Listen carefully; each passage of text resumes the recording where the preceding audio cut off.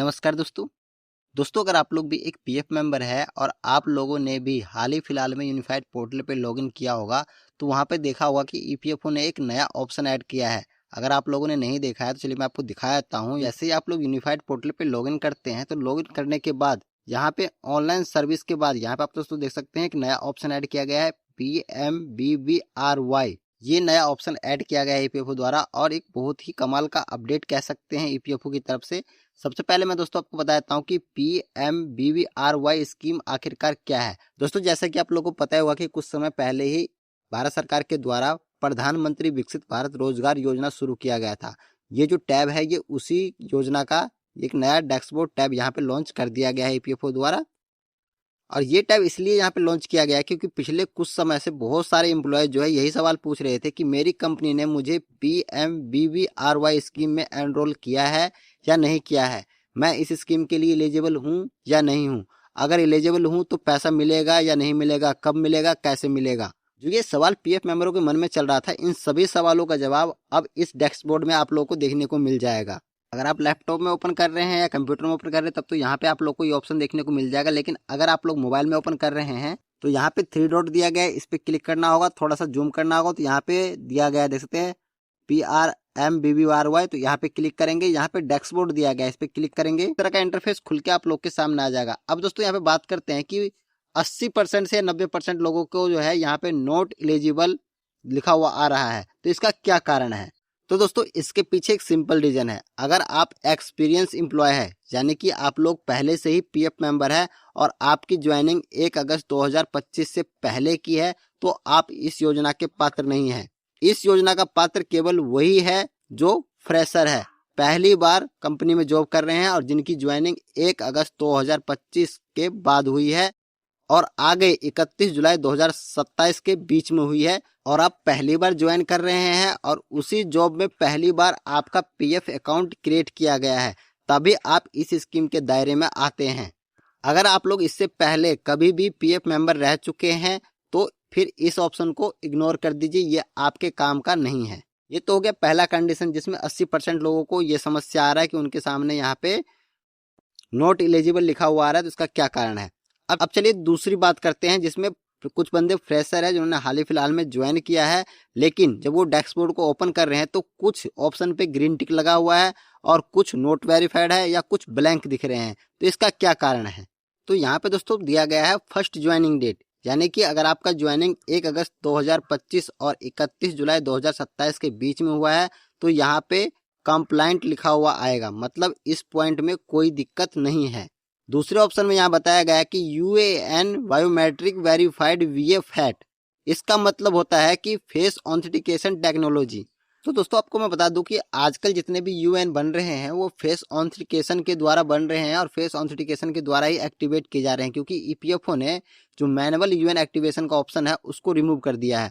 तो यहाँ पे यही कहा जा रहा है कि अगर आपका UN जो है फेस ऑथेंटिकेशन के द्वारा जनरेट किया गया है या एक्टिवेट किया गया है तो आपका जो ये वाला पॉइंट जो है वो वेरीफाइड लिखा हुआ रहेगा, यहाँ पे कोई दिक्कत नहीं होने वाला, लेकिन आपका UN एक्टिवेट होना चाहिए। अगला पॉइंट यहाँ पे दिया गया है फर्स्ट कंप्लीट मंथ कंट्रीब्यूशन। तो यहाँ पे आप लोग को खाली दिखाई दे रहा है, यहाँ ब्लैंक दिखाई दे रहा है। अगर आपका भी यहाँ पे खाली दिखाई दे रहा है तो इसका मतलब ये है कि आपकी जो कंपनी है, जिस कंपनी में आपने ज्वाइन किया है उस कंपनी ने अभी तक आपका पीएफ कंट्रीब्यूशन जमा नहीं किया है, इसलिए ये सेक्शन खाली दिख रहा है। इसमें आपकी कोई प्रॉब्लम नहीं, घबराने की जरूरत नहीं है। जैसे ही ECR फाइल किया जाएगा, आपका पीएफ जमा किया जाएगा, यहाँ पे ऑटोमेटिकली जो है अपडेट कर दिया जाएगा।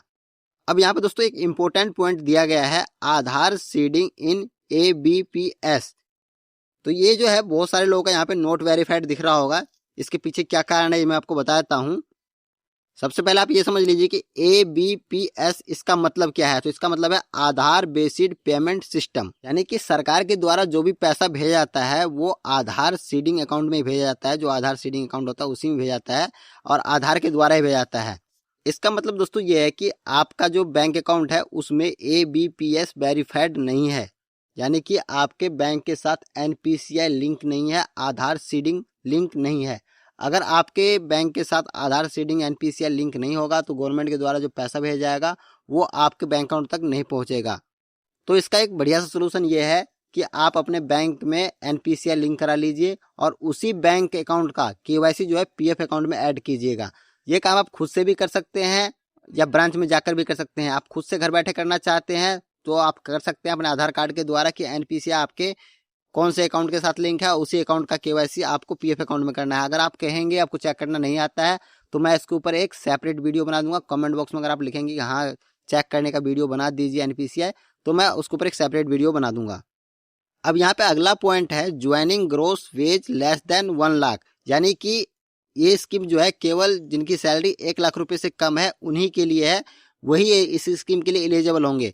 जैसे ही आपका पीएफ कंट्रीब्यूशन जमा होता है, जमा होएगा, ईपीएफओ द्वारा जो है चेक कर लिया जाएगा। ईपीएफओ द्वारा जब चेक कर लिया जाएगा तो यहाँ पे आपका या तो कंप्लेंट लिखा हुआ आ जाएगा या नॉट एलिजिबल लिखा हुआ आ जाएगा। यहाँ पे लास्ट पॉइंट जो दिया गया है उसमें दिया गया है कि एग्जिटिंग फ्रॉम एलिजिबल एम्प्लॉयमेंट, यानी कि अगर आप लोग नौकरी छोड़ देते हैं बीच में ही, 6 महीना कंप्लीट नहीं करते, दूसरी कंपनी ज्वाइन कर लेते हैं, तो यहाँ पे जो ग्रीन टिक लगा हुआ है वो ऑटोमेटिकली हट जाएगा और यहाँ से ग्रीन टिक हटने के बाद आप इस स्कीम से पूरी तरह से बाहर हो जाएंगे।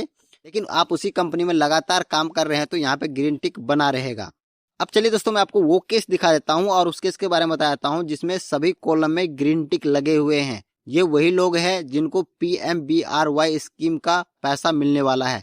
यहाँ पे आप दोस्तों देख सकते हैं ज्वाइनिंग डेट कंप्लीट है, यूएन वेरीफाइड है, पहले महीने का कंट्रीब्यूशन जमा कर दिया गया है, ABPS भी सीडिंग है, सैलरी भी 1 लाख रुपए से कम है और एम्प्लॉय अभी तक एग्जिटिंग नहीं हुआ है, यानी कि यहाँ से नौकरी नहीं छोड़ा है। ऐसे यहाँ पे एम्प्लॉयर 6 महीना जो है कंप्लीट कर लेगा, कंटिन्यू सर्विस पूरी कर लेगा यहाँ पे 6 महीना की, तो उसका पहला किस्त जो है उसके बैंक अकाउंट में क्रेडिट कर दिया जाएगा, यानी कि कुल अमाउंट का 50%। उसके बाद 1 साल जब कंप्लीट कर लेगा तो 1 साल सर्विस पूरे होने के बाद जो 50% बचे होंगे वो भी उसके अकाउंट में क्रेडिट कर दिया जाएगा। उसके बाद दोस्तों नीचे स्क्रॉल करके आएंगे तो यहाँ पे जो कंट्रीब्यूशन जमा किया गया है, जो राशि पीएफ में जमा किया जा रहा है, वो यहाँ पे आपको देखने को मिल जाता है। जैसे जैसे जिस मंथ का आपका पीएफ का पैसा जमा किया जाएगा वैसे वैसे यहाँ पे जो है डैशबोर्ड में अपडेट होता रहेगा। तो दोस्तों कुल मिलाकर कहा जाए तो ईपीएफओ का नया जो ये अपडेट किया गया है PMBVRY, जो नया डैशबोर्ड ऐड किया गया है, ये बहुत ही हेल्पफुल है। अब जो इस स्कीम के लिए एलिजिबल होंगे उनको किसी से पूछने की आवश्यकता नहीं पड़ेगी, अपने पीएफ अकाउंट में लॉगिन करके देख सकते हैं और ये भी चेक कर सकते हैं कि मेरा हर महीना जमा हो रहा है या नहीं हो रहा है। सब कुछ यहाँ पे साफ साफ दिखा दिया गया है। बाकी दोस्तों अगर आप लोग भी पीएफ, ईपीएफओ, ईपीएस या गवर्नमेंट संबंधित स्कीम के बारे में जानना चाहते हैं, इसी प्रकार का वीडियो देखना चाहते हैं, तो हमारे चैनल को सब्सक्राइब जरूर कर लीजिएगा, साथ में बेल आइकन के बटन को दबाकर जरूर ऑन कर लीजिएगा, ताकि जब भी हम ईपीएफओ या ईएसआई या फिर किसी प्रकार का भी कोई गवर्नमेंट स्कीम से रिलेटेड वीडियो अपने चैनल पर अपलोड करेंगे तो उसका नोटिफिकेशन सबसे पहले आप लोगों तक पहुंच जाएगा। और साथ में वीडियो को फेसबुक ग्रुप में जरूर शेयर कीजिएगा, अपने दोस्तों के साथ शेयर कीजिएगा। मिलते हैं नेक्स्ट वीडियो में नए अपडेट के साथ, तब तक के लिए धन्यवाद।